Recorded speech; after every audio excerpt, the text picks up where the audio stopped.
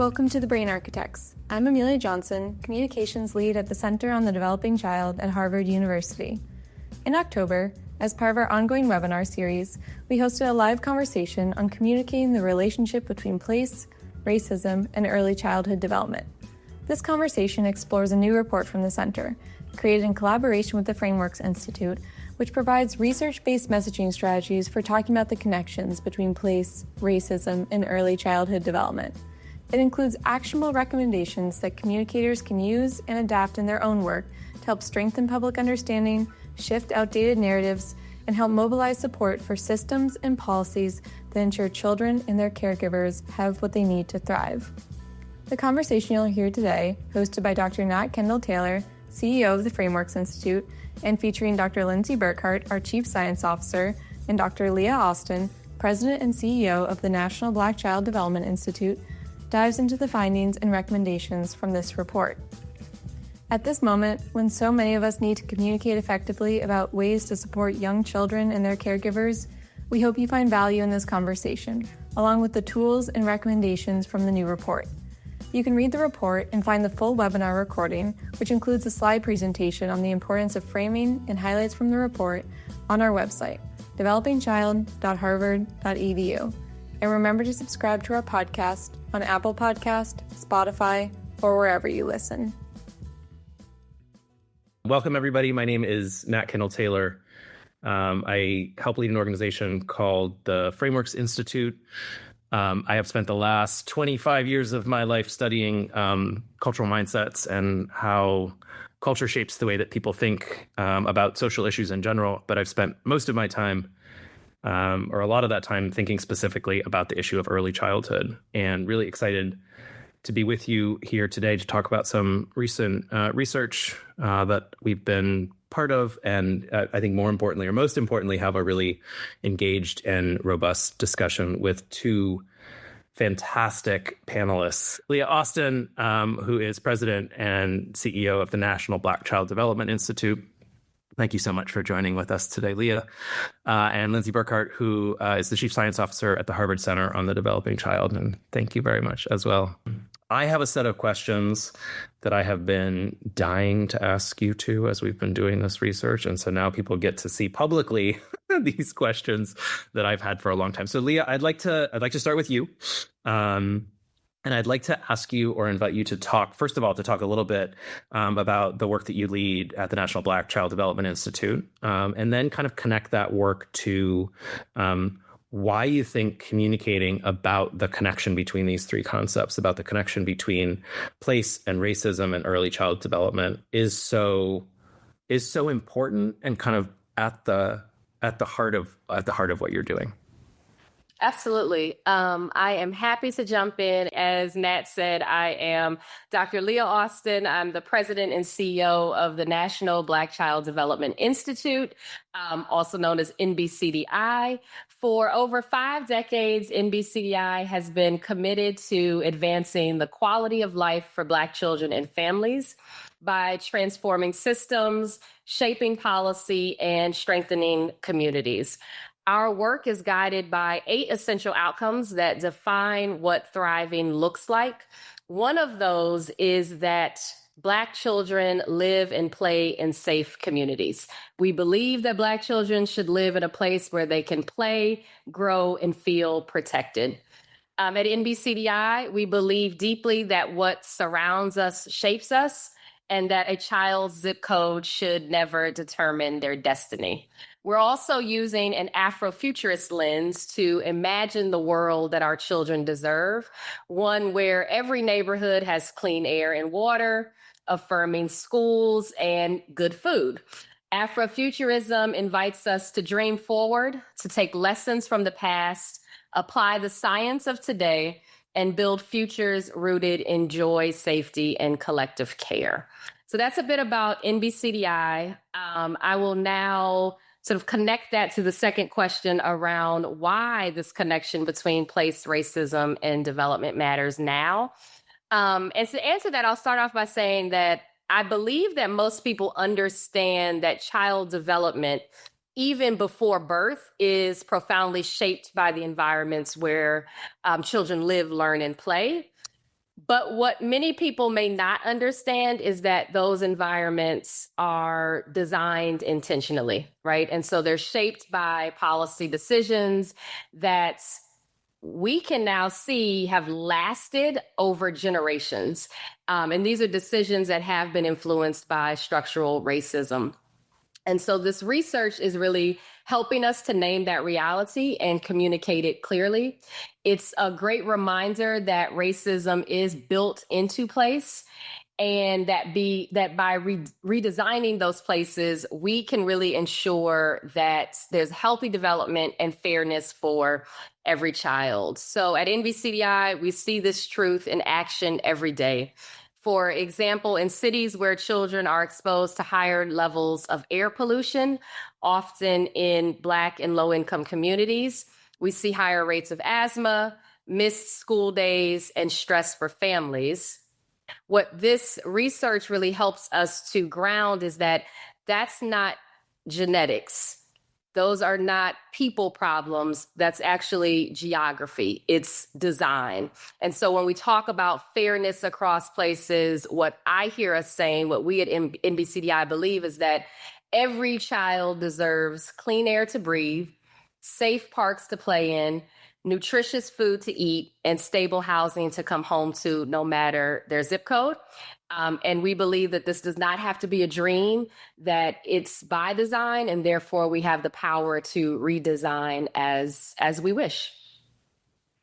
Mic drop. That was like that. You like did it. You did the strategy there, Leah. That was awesome. Thank you so much. So the follow-up and like the first part of this question is, I realize, like a little self-serving, so we can expand it. But I'm interested in like what feels, and you kind of started to answer it, but what feels most helpful about this research? And then the way to make it less kind of self-serving is like, what questions do you think we haven't quite answered that remain to be answered? So you can answer that however, whichever way you'd like, Leah. Absolutely. I'll start with what's most helpful. And I would say that sort of overall, what we find most helpful is that this research really gives us shared language and a structure to talk about early childhood race in place, and in a way that is very concrete, actionable, and hopeful. 2 points that I would just highlight that I am finding helpful for NBCDI and that we're really thinking about are: one, making the invisible visible. So explaining how racism shapes place, right? And so if most people don't automatically connect race and place, people do understand and see inequities, but they may not link those two together. We're finding that this brief, with its emphasis on communicating how we explicitly make those connections and help people understand how racism influences the design of environment, that's really helpful in our work, especially because so much of our work is based in communities, within communities. The second point that I would share is really helpful for us is, in fact, the fairness across places frame, right? So rather than discussing fairness in general or between groups, the brief really focuses on geographical fairness, right? And so talking about what's available in one community versus another really helps our audience to see how policy choices and systemic racism distribute opportunity unevenly. For NBCDI, that framing is really powerful because it shifts the thinking from personal blame, right? So it's not about, oh, well, Black parents just need to do better. It becomes about our collective responsibility and a real understanding of how we can redesign places that support all children. In fact, we have a paper called the Afrofuturism and Systems Change paper. And we go really deeply into the mindsets and the shifts that need to happen across our 8 outcomes. Those are the points that I think are really helpful for our organization. You know, what I would say in terms of the challenge or the curiosity is really just, thinking together about the current context that we're in and a time where many people are struggling or are challenged or are curious about the information that is in front of them and what's sort of factual, what's not. Really just that piece of understanding information. I think that's something for us to continue to talk about, and how this research can help folks to sort of distill between fact and fiction. That's great. And you've set us up for our Q&A, our next part of our Q&A, because that is something that with the two of you, I'd really like to dig into. So for my communications colleagues on the call right now, we need to change the title of the report to Making the Invisible Visible. We'll credit you, Leah, but we need to do that. And then just one other thing that I want to lift up in what you were saying, which is a finding of the report, is the difference between kind of saying or declaring the connection between two concepts and showing and explaining. And really, this research has, in the way that you just said really beautifully, Leah, really advocates or shows the power of moving from a strategy that's kind of like declaration of inequities to explanation of inequities. And I think that's like a really powerful and important shift. Clearly something that you and colleagues have been thinking a lot about. Okay. Thank you very much, Leah. We'll come back to you in a second. Lindsey, I would like to kick things over to you now. Kind of the same thing. I'd love to hear you talk a little bit about your work at the Harvard Center on the Developing Child, and why this research, why this research is important, what it helps you do. So let's start with that. Yeah, thank you for the question. Thanks for having me. And Leah, I feel like that was a masterclass movie in framing. Like, it was good. Yeah, it was. It was really good. So thank you. It was terrific. I became involved in this early childhood space because I was so fascinated and compelled by the science and what science was really telling us about foundations of healthy development. And it just kind of blew my mind when I started to learn more about what influenced development beginning before birth and even preconceptually. So what I'm trying really hard to do in my role is to understand and try as much as I can to continue to have my finger on the pulse of, as much as it's possible, this body of scientific knowledge around early childhood development. And this is science that's continuously, it's expanding over decades. It continues to expand and evolve, and it's based on the tireless work of a lot of researchers who have been in this space for a long time. And I think it's telling us a really compelling story about the really broad range of influences that shape development. And so what I aim to do with many other incredible people at our center is then go in and synthesize that science, think about what's most important there to highlight, and what do we need to highlight in order to garner support for policies and funding and programs, all that help to support young children facing significant adversity. And I think maybe the most fun step in that process is then getting to communicate the synthesized messaging and the scientific knowledge to people whose work are really affecting the well-being of young kids.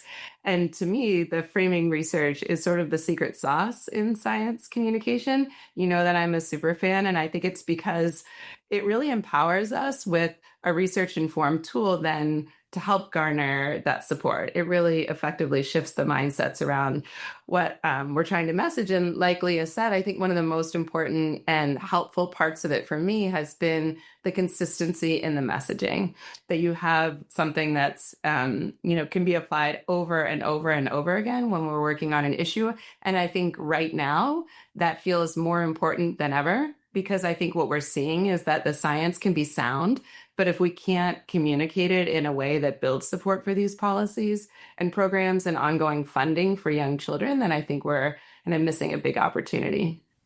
Yeah, so you're both doing this thing where you're stealing our thunder later, but that's okay. Because one thing that I want to talk about as we get farther down the line is this question of implementation or application. So how do we take this work and really make sure that it gets out and has the effect in the real world that we've seen indications that it can have kind of in the framing lab. And so I think that kind of discipline and repetition and persistence is really vital to that part of the conversation, Lindsey. But we'll get back to that. Now I'm stealing our thunder.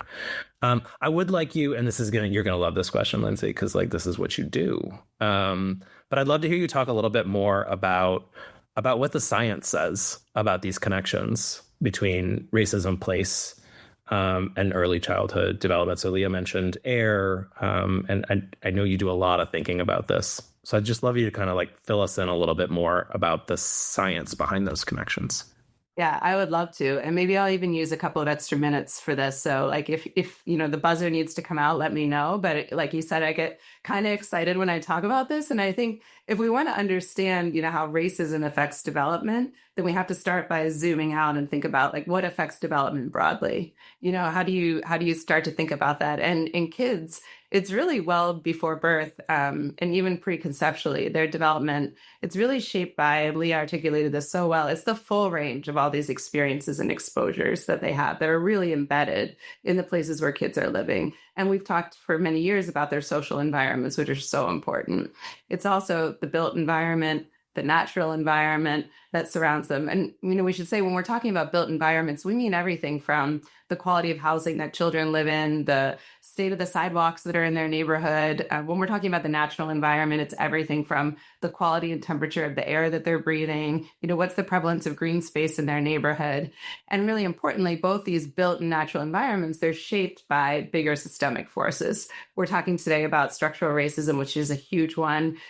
Climate change is another one that's like near and dear to my heart and so important in thinking about how environments are shaped. And when we take all these influences together, and Leah referred to this term as well, this is what we mean when we talk about a kid's developmental environment. And before kids are born, their biological systems, the brain gets a lot of attention, but it's much bigger than the brain. It's beyond the brain to the immune system, the metabolic system, kids' respiratory systems. They're constantly reading the environment in the places where they live. And they develop actually in response to what they read. So Leah mentioned air pollution. I think that's a great example. So kids are exposed to air pollution very early in life. Their lungs and their immune system adapt by reading that in their developmental environment through inflammation. And inflammation is really good in the short term because it keeps debris out of your lungs. It keeps it from entering your deeper airways. But when this response happens in your environment over time, it raises a child's risk of asthma. And so, the air pollution is a negative developmental influence, but these experiences and exposures can be positive too, right? So they can happen on both sides. And having clean air to breathe fuels positive development. And so the places now, and I think what we're getting to today is where children live influence what the exposures are, what the experiences are, what their developing biological systems are reading, and therefore their development. And so this is what we mean when we're saying place matters. This is why, in part it matters. And in the US, kids' level of exposure to these hazards or negative developmental influences and their access to opportunity, it's not distributed equally or randomly. And these conditions in developmental environments are really shaped by and deeply rooted in these choices that were made in our public policies and our social history. So as Leah, again, so beautifully articulated, the effects of this structural racism is leading to minoritized children being exposed to more toxins like air pollution, more extreme heat, more industrial waste, and having less access to these positive exposures like green space and clean air. And so these exposures are then what are driving the higher rates of these adverse outcomes that children of color experience compared with their white peers. So these racial distinctions are inventions created by society, as Leah again said so beautifully. There's no validated genetic criteria here. So when we're studying differences in ethnic and racial disparities among these health statuses, with rates of asthma, again, being much higher in Black children than white, these are differences in the lived experiences and exposures from developmental environments, not from the underlying genetic differences. So it's why a place matters. Wow. This is like, I have like actually got a little goosebumps there. This is like a masterclass in framing. You all are, we invited the right people to be in conversation on this webinar. So thank you, Lindsey. That was great. I feel a little smarter about science after that. So thank you very much. Leah, I want to come back to you. Hopefully this came out in what I unproductively framed as a totally unsatisfying presentation of the findings. But one of the kind of key components of the findings is the importance, the power, the responsibility of integrating science with community expertise and experience. Kind of those narratives are both ones that require the turn on the kind of community voice, community expertise and experience and lived experience. So I'd love to hear about kind of the importance of this in your movement building work, and specifically if you could talk, if you'd like to, about kind of the village network model that you all use and how the findings from this research connect with this focus that you all have on lived experience, community voice, and kind of the central nature of those concepts in the work that you do.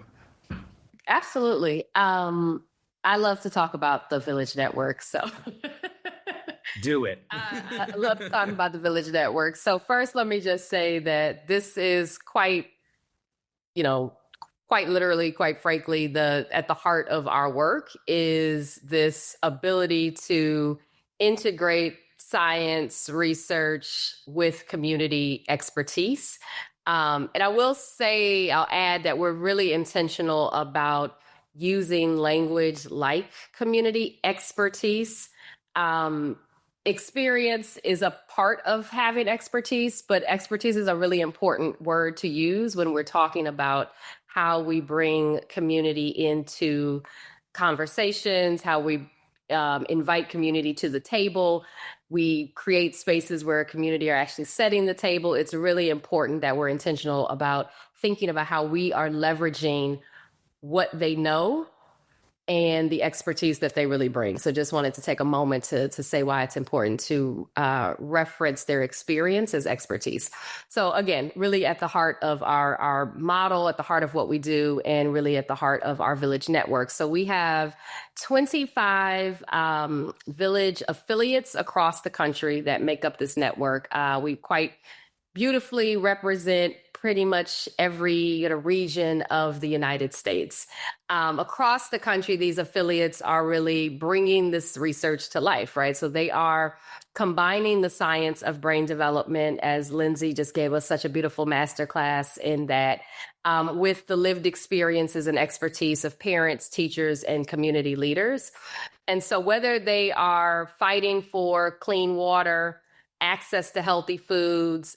We've done some recent work around what culturally affirming assessments in pre-K need to look like.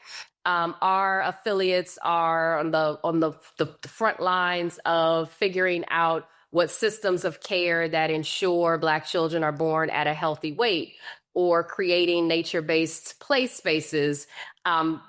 This research helps them to really take those advocacy efforts and use the data, use the science, talk about how these issues or these facts of life show up in place. It really helps them to make those connections so that when they are doing their work, they're really turning this research into reality. And what we think is so important is that it allows us to move from just kind of the momentum of something, right? So momentum is really about like, oh, a spark. Oh, that was interesting. What moves you from momentum to movement? And what we're finding is that leveraging community expertise and combining it in connection with the research and the data is what will allow you to go from the spark or from that momentum into sustained movement that will hopefully get us to long-standing systems change. That was great. Thank you, Leah. And I'm always so jealous of people who have those awesome phrases from movement to momentum. Like, can you help me do this, please? I love that. That was great. Thank you so much, Leah. Absolutely. And hopefully some of the questions that were pre-submitted are really around this importance of community voice. So I'm hoping as we get to the end of the conversation, we might have like a chance for one more of those questions. Lindsey, I'm gonna go back to you, and I'm gonna preface this with this is, I think, a hard question, and it's really around, you are a science communicator, you are a science translator. It's what you do. We just heard some of it happen in real life, and communicating about science in our current context, it was never easy. It's become more complicated, and so I guess the question that I have to you is, if you could talk a little bit about how you think about some of those challenges, but I don't want you to just focus on the challenge. I'd also like to hear about why you think it's important that we remain committed to the practice, to the function, to the value add of science communication and translation. Can I say two? Can I give two challenges? You can. Okay. If there's only two, I'd be quite happy. I mean, I think two come to mind. There's this present moment, but I think actually what the present moment can force us to do actually is to think about our consistency across moments, right? Because this one is here now, and I think we're gonna probably face another one in the future. I think, okay, so the first that I would say is challenge is that I think a lot of us who grew up in science and with a scientific background, our default mode is we love to dive into those details and get technical and get very jargony because it's very much our comfort zone. And I think the more graphics and the more words we can put on a slide, the more comfortable we feel. I think it's even better if the graph is so complicated and so like tiny that no one listening can see it to ask us questions about it, you know? Like that's a challenge in science communication because it's really complex, but we need to get it out in a way that's not. And I think the second challenge is that as a movement, and now maybe even more so in this current moment, I think science has lacked consistency in messaging. And so I think like even now I see people who care like a lot, very passionately about the same issues, communicating about it in really different ways, calling in many different values, a lot of different reasons why people should care. And I think that what that kind of does is that our audience then doesn't really quite hear any of us in an effective way.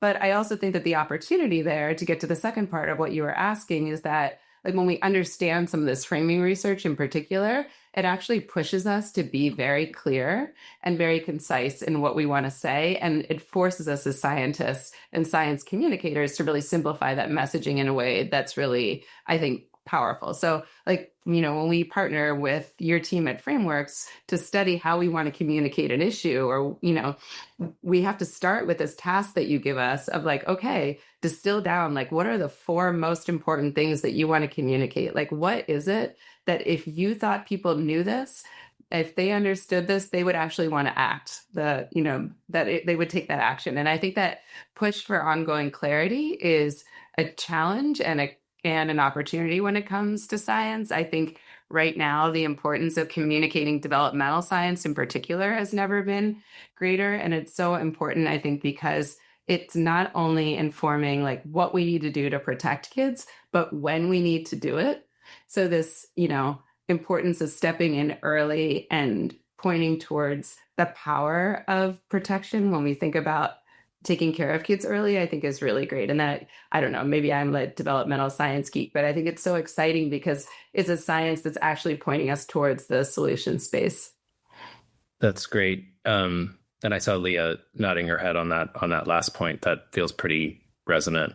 So I'm just taking notes. So you said no complicated graphs, Lindsey. Is that right? Okay. I should probably rewind and make some changes. Maybe hold me to that, you know? Okay. We'll hold each other to that. Okay. So I want to switch now. That was awesome. And I do really feel like I learned some great things from both of you, even in that short period of time. So thanks for being so willing to jump in and kick around some ideas. So I want to switch now to taking at least, I'm going to try to do 3 of them. We got some wonderful pre-submitted questions, wonderful and very difficult. We won't do the difficult ones. We'll just do the easy ones. No, I'm joking. But there were a bunch of questions. I said I wanted to talk about implementation before, and there were a lot of questions around like, what do we do with this? So having research that, you know, has complicated graphs, Lindsey, that shows the effects that the value of fairness across places has, or these different narratives is great. But if that research just sits on paper or just sits in a presentation, it does absolutely no good other than being interesting. So the kind of question I'd love us to talk about is like, what can we do? What are your ideas, Leah and Lindsey, about how to make sure that this research gets out there and informs the way that people think about strategy or practice communications? And there's no order here. We can just there's only 3 of us, so we can all kind of jump in. I'll try to make sure we don't talk over each other, but that's all I'm going to do. Who wants to start on that one? Oh, I think Leah should start. Okay. Thanks, Lindsey. Yeah. No. I'm happy to start. I mean, I think for me, I love this question because yes, there's for all the reasons. I mean, I'll say this. So at NBCDI, we talk about ourselves as both a think and a do tank. which I think gets to like the heart of this question is like, we do a lot of thinking and research and idea generation, and people want to know, well, how does it move us into action? And so for me, one of the components that's really helpful is the toolkit. And so we're really planning on using and thinking about how do we use the toolkit? Like, how do we use the toolkit with our Village Network? We bring our leaders together monthly, virtually, and then we actually have in-person convening during our conference. And so thinking about how do we support our leaders in understanding the research, and then practicing and being able to actually use the tools.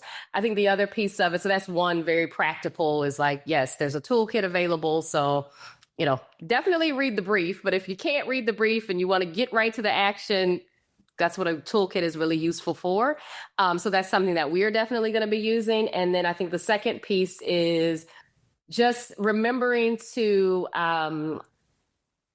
as much as you can, like, keep it local and think about how in your classroom or in your early learning center or like in your community setting, you might be able to work on some of these strategies with a small group of people and then sort of watch the ripple effects come about from there. I love that. I'll just build on that last point, Leah, quickly, and then Lindsey, I'll give you a chance to add on. But I mean, I think so many times we think about the way to use this work has to be in some big formal campaign, right? That's communications, but we're all communicators all the time. I mean, people who work on, again, I don't know what the 1,000+ people who are on this call do, but you communicate about early childhood all the time. And so I think part of what you're saying, Leah, is to think about, I love that, like, think locally, like think in your everyday action scenario and how you might be able to use these tools, not just in the formal kind of communications, papers, campaigns that you do, but in how you talk with other practitioners, with community members, with parents about these issues. That's a really powerful and important way of applying this work as well. Lindsey, anything you want to add to that one? No, I agree. I mean, I would love, I can speak from the science viewpoint. I would love to see us as scientists take our communications as seriously as we take our science, because I think that the science fills up a lot of the space. But I think a push for those of us who go out and talk about kind of the biology and how this all happens, to kind of push ourselves to be deliberate, to create time and space, actually to go back and understand and review and take a look at this. You guys have done, and other groups have done, a lot of really great research, and there's a lot out there about how we can frame in research-backed and informed ways. And so I would love to see conversations about framing coming into more of the spaces that I find myself in medical schools, residencies, public health curricula, the other spaces. And I think, as Leah said too, I'm trying to do this in my own work. If I'm collaborating on a project or writing a paper or having a conversation about a topic, and I know that there's framing research, I try to go back and take a look at it, to share it. And I think there's a lot of ripple effect. Like you said, if there's 1,000 people listening and we all take a look and share it, it doesn't have to be a big, massive undertaking. It can be kind of taking what works in our context and applying it and being consistent. Yep. That was great. I feel like we could talk about implementation for a long time, but I do want to end. We've got like 2 minutes, and I realize this is going to be really hard because I think it's like the question that's on everyone's mind. So I'll tee it up, and maybe we can each take like 30 seconds of providing some of our thinking. I won't say I have any wisdom on this, but maybe the two of you do. I have thoughts, but it's never been easy to talk about. It's never been easy or straightforward to talk about the intersection of these issues of place, of racism and early childhood. And I don't think it's gotten, this is an understatement, it hasn't gotten any easier. And so I guess the invitation at the end is like, do either of you have any wisdom or thoughts about like, what is it going to take to make sure that these connections remain front and center in our conversations in a context that is kind of forcing them off the radar and out of the public discussion. So I guess the question is like, what are your thoughts about how we talk about racism in the context of early childhood in places and times where that's increasingly complicated to do? I'm happy to go first since I put Leah on the spot last time. I think for me, this comes back to like the consistency and clarity and being explicit in your message and saying what you mean. I can't remember how you put it so well beforehand, but instead of blasting headlines, really getting explicit about how these things happen, tying in value of fairness across place, but also that zooming in and giving a really concrete example of what this looks like, how it happened, and then the most important part, how it can unhappen or be redesigned, right? And I think when we give those concrete examples, it becomes a lot more difficult to have people come up and say that it's not true, that's not the case. Yeah. That's great. Thank you, Lindsey. That was a lot of wisdom in like 35 seconds. I appreciate it. That was great. Leah. Yeah, I'll jump in quickly. That was great wisdom. I think two things. One is we have to remember that although it may not seem like it sometimes, we still have so much more in common than we do not, right? And so being committed to our commonalities and our shared values. The other thing I would say is that sometimes the people who we need to influence the most are at our dining tables. So you may feel like, well, there's not a lot I can do in my school for different reasons, but there's a lot you can do at home with the people who you might actually have more influence over. And so I would, think very deeply about how are we talking about racism at our dinner tables. Yeah, that was great. And that is a conversation that we could continue having for an extended period of time. But I love those last little kind of nuggets of wisdom at the end, and really want to thank everybody for logging on and joining us, but Leah and Lindsey in particular for a really great conversation. Thank you for listening to The Brain Architects. Be sure to check out the Center on the Developing Child's website and social channels to find our new report on communicating the connections between place, racism, and early childhood development, as well as a range of science and early childhood development topics, from the importance of responsive relationships to toxic stress, to how climate change is affecting children and their caregivers' health and well-being. See you next time.